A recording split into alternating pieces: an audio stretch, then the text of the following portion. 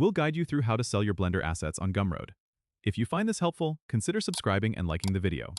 First, go to the Gumroad website and log into your account. If you don't have an account, you'll need to sign up for one.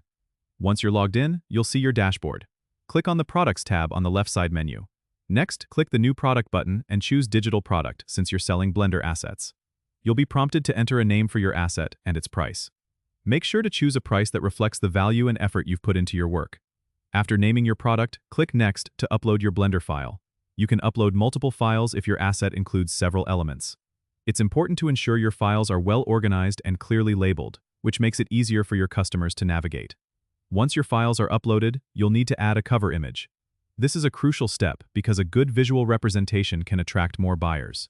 You can use a rendered image of your Blender asset as the cover. After that, write a detailed description of your asset.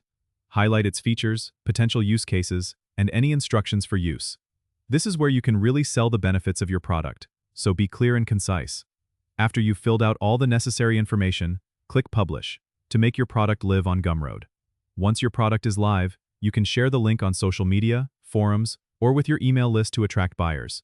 Don't forget to monitor your sales and gather feedback to improve your offerings. Selling on Gumroad is a great way to monetize your 3D creations and reach a broader audience. Don't forget to subscribe and comment if this helped you out.